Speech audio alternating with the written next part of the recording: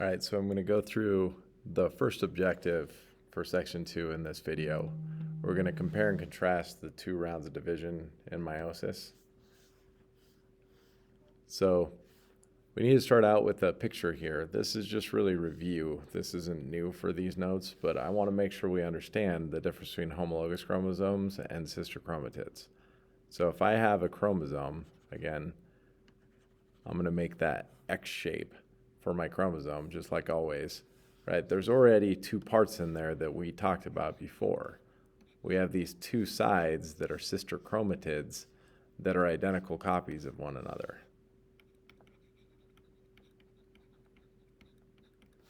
right?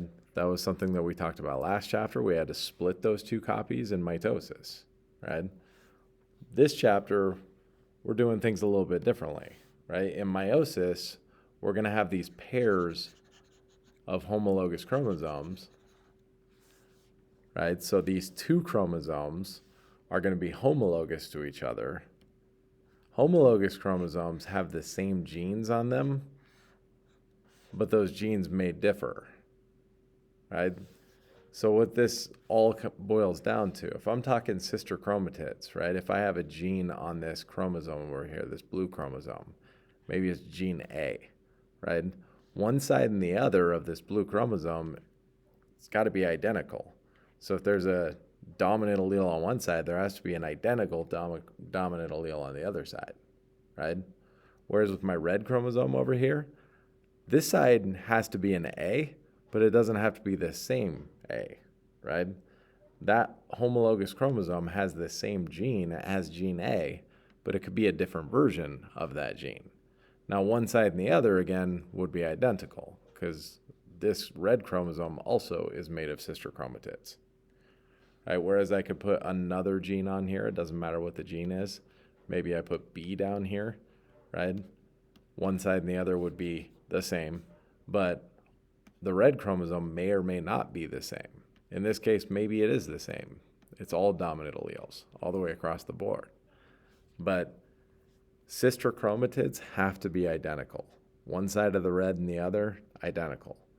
Homologous chromosomes have all the same genes, are not necessarily identical to each other. Right? The only thing you're guaranteed is that if you got an A on one, you got an A on the other. They have the exact same genes. But same genes doesn't mean that they're identical. So if we understand that, we can start talking about our meiosis process. Right? There are actually 2 rounds of division in meiosis. Right, the first round is actually going to be used to help make haploid cells. Right, so I'm going to separate those homologous chromosomes. One came from mom, one came from dad, to make these haploid cells, to ultimately make gametes that have half as many chromosomes as a normal cell. The main goal of meiosis 1 is to cut that chromosome number that I have in half. So my goal is to cut that chromosome number in half because then I have an N number of chromosomes. I have that haploid number of chromosomes, and that's a gamete, right? Otherwise, sister chromatids of each replicated chromosome are going to be separated in meiosis 2. Meiosis 2 really is just going to look a lot like mitosis from last chapter. Right? If I'm separating sister chromatids, that's just what mitosis did last chapter. The only difference between meiosis 2 and mitosis is that in meiosis 2, you already have a haploid number of chromosomes. In mitosis, you would have had a diploid number of chromosomes. So first meiosis 1, cuts the chromosome number in half. Second meiosis 2, just splits those sister chromatids. So this is the overall idea here for meiosis 1. You got prophase, metaphase, anaphase, telophase. We need to draw pictures for all of these. You may or may not have room in your notes. You can draw this on a separate piece of paper if you want. So whatever you need to do is fine. But I'm going to have 4 pictures here for prophase 1, metaphase 1, anaphase 1, telophase 1. Right? And you can see already that prophase 1 looks pretty similar to prophase in mitosis. A key difference actually is the fact that in prophase 1, I actually have these homologous chromosomes that are starting to pair up. So what that means is that this red and this blue go together, right? They have the same genes on them. If gene A is on red, gene A is also on blue, right? Whereas the orange and light blue chromosomes have different genes on them. So those are already starting to pair up in my prophase. In metaphase, those pairs are going to line up in the middle. So again, they're already in pairs, and they're going to line up in the middle of the cell.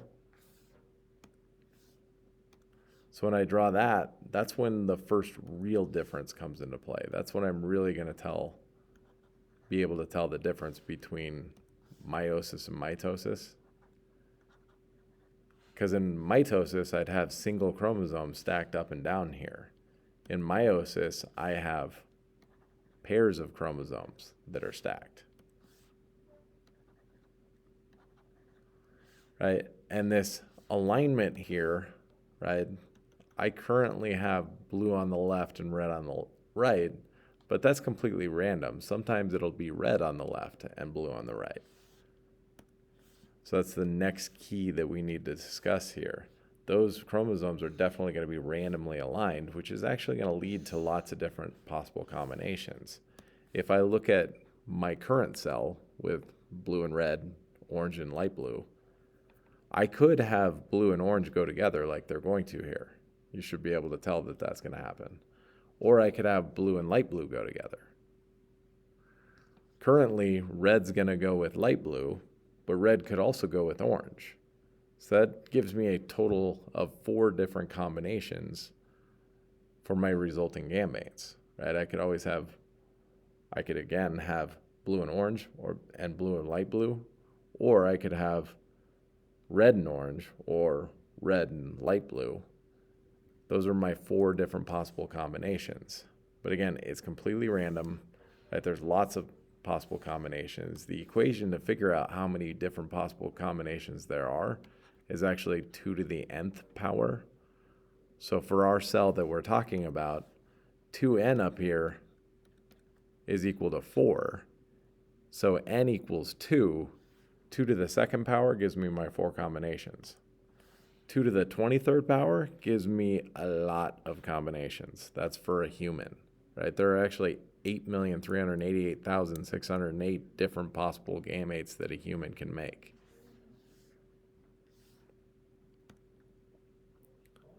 So I got to finish drawing this cell here.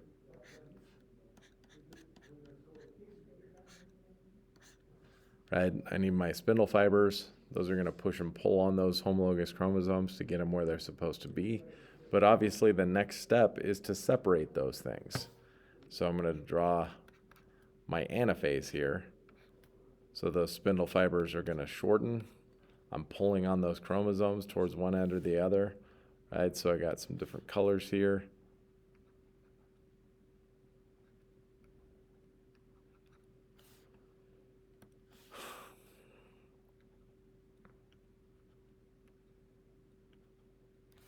And I don't know if you've noticed, but I am actually trying to make the red and the blue, the dark blue, a little bit bigger than the light blue and the orange, because you're supposed to be able to tell throughout which ones are which ones go with which. So the 2 smaller ones go together and 2 bigger ones go together.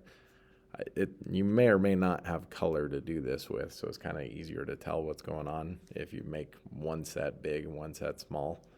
But again, currently I have blue going with orange and red with light blue. But remember, I could flip-flop that. It could have been blue with light blue and red with orange.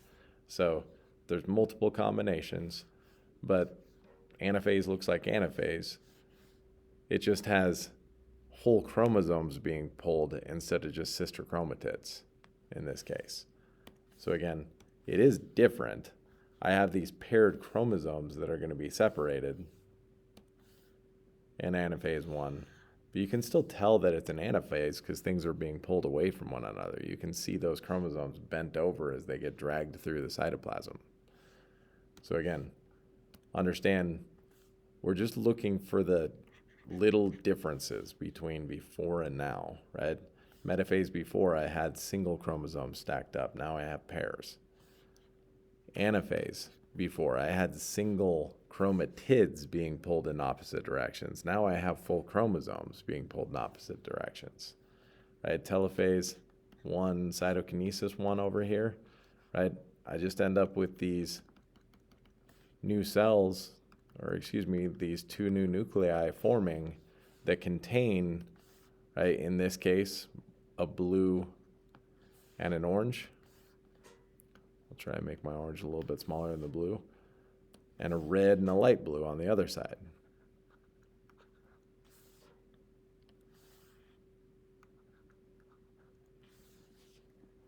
So again, at this point, I'm going to make two cells. After that cytokinesis, there should be two separate cells. And this is the point where I actually cut my chromosome number in half. Right? If you look at your prophase cell, there are 4 chromosomes in there, 4 different colors. There are still 4 chromosomes in metaphase, so it's still 2n. There's a 2n number of chromosomes in there. It's diploid. Anaphase, still 2n, because I still have 4 chromosomes in the same cell. But now that this cytokinesis has occurred, I really only have 2 chromosomes in each cell. So now I've gone down to that n chromosome number. These both are haploid cells at this point. So last little note, little difference, right? Telophase is going to end up making haploid cells in meiosis 1, which it would have made diploid cells if this was mitosis. So I'm just looking for the differences, right? Those little things that are different are important right now. Again, one thing that I'm not showing really clearly, but I've brought it up over and over again, is that that alignment is random. Blue didn't have to go with orange. It could have gone with light blue. And those combinations are really important. There are 8 million different possible gametes for a human, which is why you are so different from your siblings if you have any, right? Because there was no chance that the same gamete was going to be made twice. So I've gotten all these pictures figured out. Again, you can pause at any point if you need to draw these things out. But we also need to talk about meiosis 2. So one thing I'm going to do here, I'm going to take the blue and orange cell and divide it. I'm not going to do both cells because you can imagine I need to do it to both cells, the blue and the orange and the red and light blue. But you should be able to understand what's happening without me drawing both. So I'm just going to try not to waste too much time here. So prophase 1, I'm just going to deal with the cell that had the dark blue and the orange. So I still have those 2 chromosomes in here.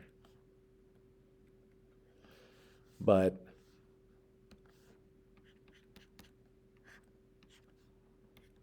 this prophase is completely normal. It's just mitosis all over again. Right? I told you that the second round of division, the prophase 2, metaphase 2, anaphase 2, telophase 2, they're all just going to look identical to what we did before. In metaphase, I'm not going to have pairs of chromosomes. I'm going to have single chromosomes that are stacked up.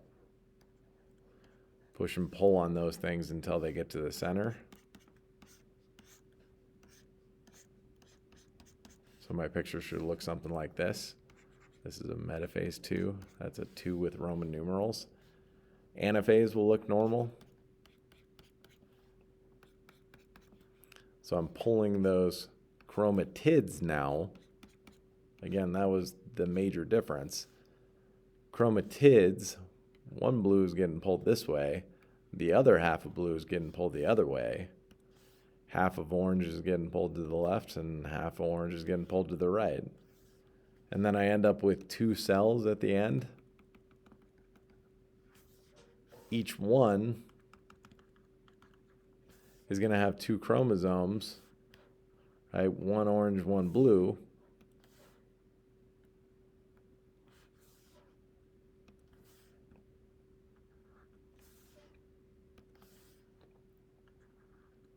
When it's all said and done.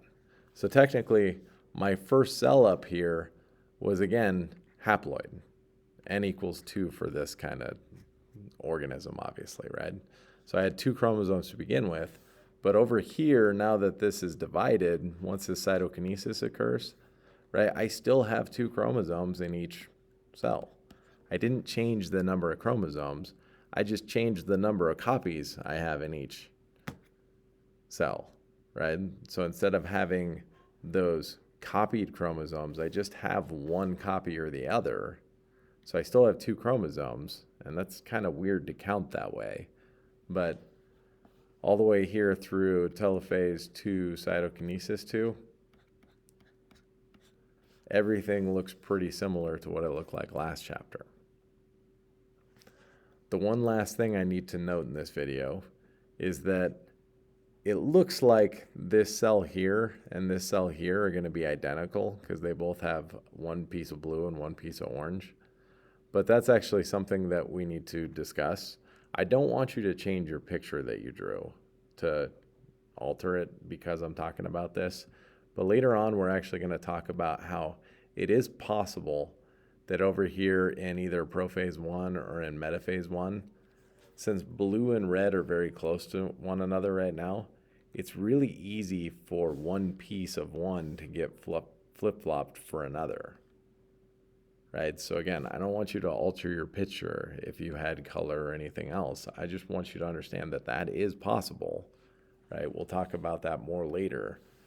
But if that happens, then I still have a little piece of red here and a little piece of blue there.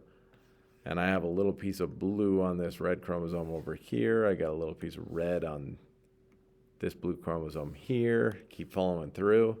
Right now I don't have to worry about the blue anymore, but I got a little piece of red here. I got a little piece of red here. Got a little piece of red here. So finally I got a little piece of red here. Now you can see that those 2 cells are not identical anymore, right? This one has blue and orange only. This one has blue and red and orange, right?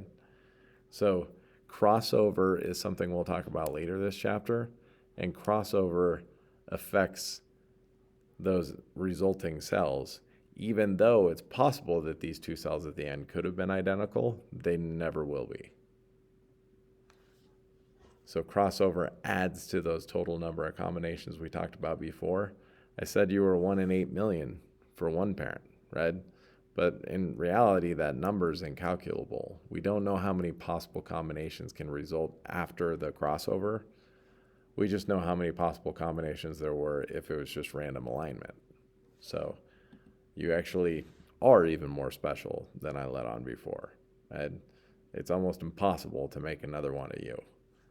So that's it for the first video, because, I mean, there are some differences in here. Again, the only big thing I want to point out is that meiosis 2 is sister chromatids being separated. Otherwise, everything else in here is pretty much the same as it was last chapter. The only difference is that you started with haploid cells, so you ended up with haploid cells. And you end up with 4 haploid cells, because remember, the red and light blue cell would have also divided. But we're going to quit right there for now, and I'll get another video up later for the rest of this.